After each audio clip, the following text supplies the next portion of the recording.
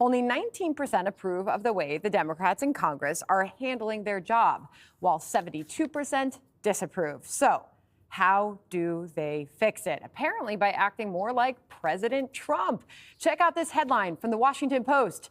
Democrats try a new tone, less scripted, more cursing, Trumpier insults. It goes on to say, quote, party leaders are swearing more, using edgier insults, recording more direct-to-camera videos, embracing hours-long podcast appearances, and trying to project a raw authenticity that, to Democrats' frustration, many voters have come to associate with Trump.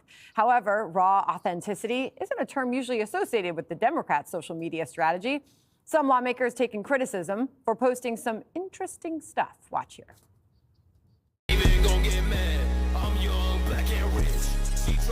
All right. This is Congressman Street, Canada. Train Takes. Welcome to Train Takes. I'm with Jason Crow of Colorado. Dreamsicle on a summer night in a folding chair. But not all hope is lost. It looks like the left might have finally found their own liberal Joe Rogan. But it's Jamie Harrison, the former DNC chair. He now has a podcast where he's interviewing the likes of Hunter Biden and Kamala Harris's failed running mate, Tim Walz. Watch. The band was playing, the cheerleaders were there, and the football team was in the back. Out of the blue, the vice president says, oh, yeah, I was a band kid. I'm like, what? You got to tell people you're band. When you're a band kid, you're a band kid. What Donald Trump does so well is identify issues with people. He doesn't do a damn thing to fix them, and then he exploits them, and then he turns it into fear. Younger white men, younger Latino men, younger African-American men, we have slipped there. Obama's show. So Jesse, let's just say this is the strategy for Democrats, to be more like Trump. Could they pull it off? You remember when you sometimes see a celebrity without their hair and makeup and they're not wearing the jewels and they don't have the high heels and you're like, oh my God, that's what they look like in real life? This is what the Democrats look like without all the mainstream media gloss. So they lost the gloss. They lost all of the great studio lighting, the makeup, the network television. No one even watches network television anymore. No one watches MSNBC and CNN. There's no podcast energy, and now they can't censor you on Twitter. So they're left all alone.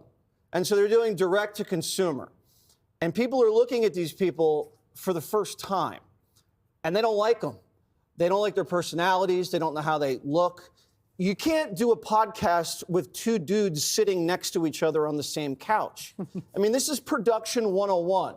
And so they're being told by a 23-year-old what to do. You have an Indian guy dancing to hip hop. You have an 80-year-old black guy playing the guitar about Jeffrey Epstein. It's corny. And so the rest of the country's like, I can't believe what I'm looking at. And then you have AOC and you have Crockett, and they're young and they're telegenic, and at least they have a little bit of energy. And that's the new generation.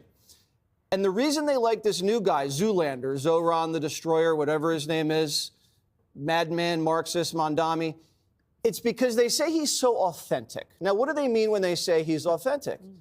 It means is that he says he's a communist. And he's not trying to hide being a communist.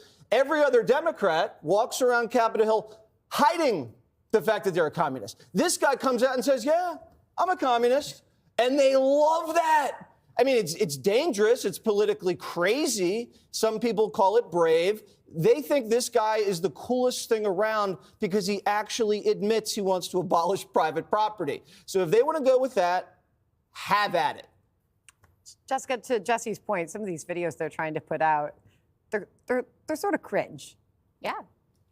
You don't strike gold every time, but you try again. There's a DC creative firm, Van Ness Strategies, that basically has said, if you don't want to get online, we don't want your business and you should retire, frankly. You have to try. And some of them are good and some of them are bad. And that's just the way that it is. But it feels at this moment like the GOP is getting really, really cocky. Not Jesse's red wave cocky from a few years ago that turned into a ripple, a whimper, whatever it was. But just slinging arrows. We've got it all handled. We know exactly how to do this. We've got Trump. He's our magic weapon, and he's teaching everyone how to do this right. Well, one of the reasons that Trump won, a major reason, right, was the manosphere, that Joe Rogan and Andrew Schultz loved him. Andrew Schultz this week, I voted for none of this. Trump is doing the exact opposite of everything I voted for. Joe Rogan, what's the deal with ICE going around picking up nice people who've lived here for decades who have committed no crimes? Joe Rogan, where are the Epstein files? I thought that they were important. Our approval rating is bad, 19%, terrible. GOP at 33%. Not fantastic, but obviously better. We can improve. I would never deny that. But important things that will matter for this midterms. The big, beautiful bill, 60% disapproval. 64% of Americans say that the GOP looks out for the interests of the rich, not the average American, the rich. Trump has a 62% disapproval on handling healthcare, probably because he's never even put forward any sort of solution. It will likely be the number one or the number two issue going in, especially because they're going to take healthcare away from billions of people. Focus on those kinds of things, make a better social media video, but the manosphere turning against them. Kellyanne, it does seem like Democrats are trying to take a page out of the Trump playbook. Trumpier insults, more cursing, less scripted. Can they pull this off? No, there's only one Trump, and he's proven that again and again. Well, and that's why he's president again, because you get weak men like Joe Biden.